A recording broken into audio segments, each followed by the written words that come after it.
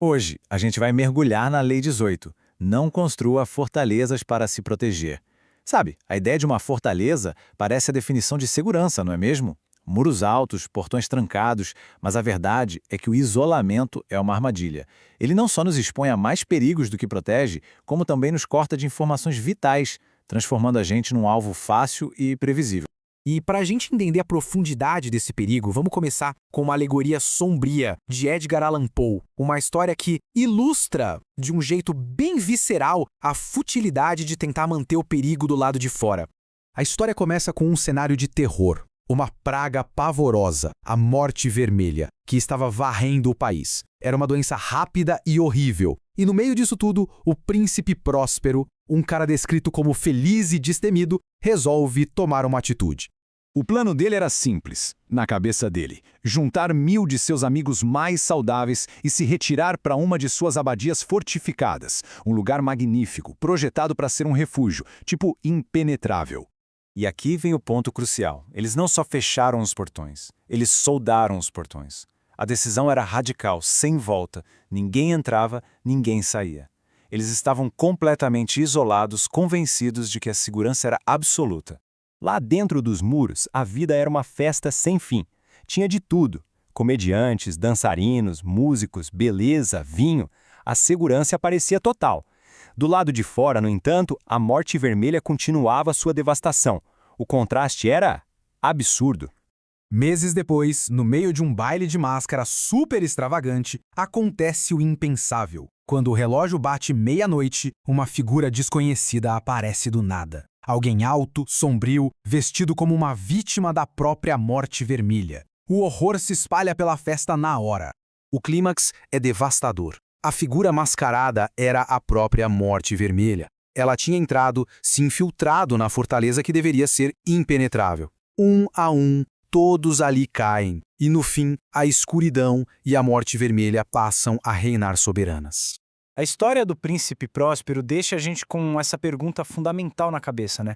Ela serve como uma ponte perfeita da ficção para a estratégia do mundo real. Será que se isolar é a resposta para o perigo? Agora, vamos sair da literatura para analisar um caso histórico que mostra exatamente o que acontece quando um líder poderoso ignora essa lei. Certo, vamos comparar duas abordagens opostas. De um lado, o isolamento total de Qin Shi Huangdi, o primeiro imperador da China. Do outro, a circulação constante de Luís XIV, o Rei Sol da França. Dois dos líderes mais poderosos de suas épocas, com estratégias radicalmente diferentes. Qin Shi Huangdi foi um guerreiro brilhante que unificou a China, mas com o tempo, o medo e a paranoia o consumiram. Ele se escondeu num complexo de 270 pavilhões, se movendo secretamente, acreditando que isso o protegeria. O resultado foi trágico. Ele morreu sozinho e sua morte foi tão facilmente ocultada que seus ministros conspiradores, para disfarçar o cheiro do corpo em decomposição, usaram uma carroça de peixe salgado. Seu império desmoronou sem que ninguém nem soubesse que o imperador já estava morto. Em total contraste, temos um rei que entendeu que o poder não vinha do isolamento, mas sim da circulação constante e da presença visível. Luís XIV transformou o Palácio de Versalhes numa verdadeira máquina de poder. Rituais como o Lever, o despertar do rei, não eram só cerimônia, eram mecanismos de controle. Toda manhã, o quarto do rei se enchia com mais de 100 pessoas, da mais alta nobreza aos oficiais do governo. Ele era literalmente o centro do universo, observando a todos e sendo observado por todos.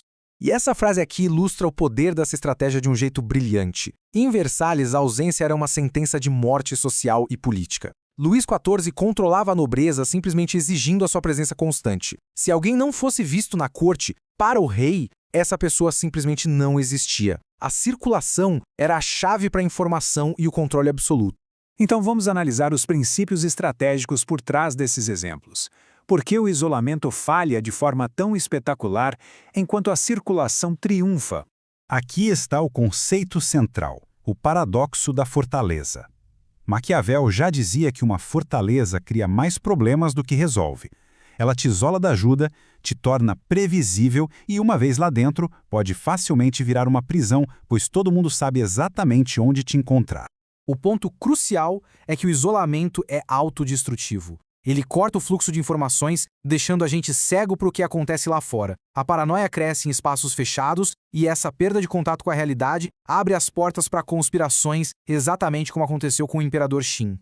E esse princípio não se aplica só ao poder político, não. Vamos ver um exemplo poderoso do mundo da arte. O pintor Jacopo da Pontormo decidiu criar a maior obra de sua vida, os afrescos para a igreja de São Lourenço.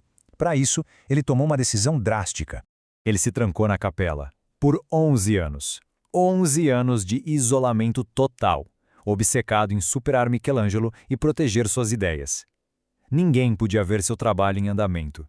Ele desenvolveu uma fobia de contato humano. O resultado foi um desastre. Quando os afrescos foram finalmente revelados, era uma confusão. As cenas não tinham proporção, as figuras se sobrepunham de forma caótica. Como disse seu amigo Vasari, o isolamento o confundiu. Ele perdeu o senso do todo. A obra, que deveria ser sua coroação, foi sua ruína, provando que o isolamento é mortal tanto para a arte quanto para a vida social. Mas como em muitas leis do poder, existe uma nuance aqui. O isolamento nem sempre é um erro, desde que a gente faça uma distinção crucial. O isolamento permanente, essa mentalidade de fortaleza, é sempre perigoso. No entanto, um retiro temporário pode ser uma ferramenta estratégica poderosa.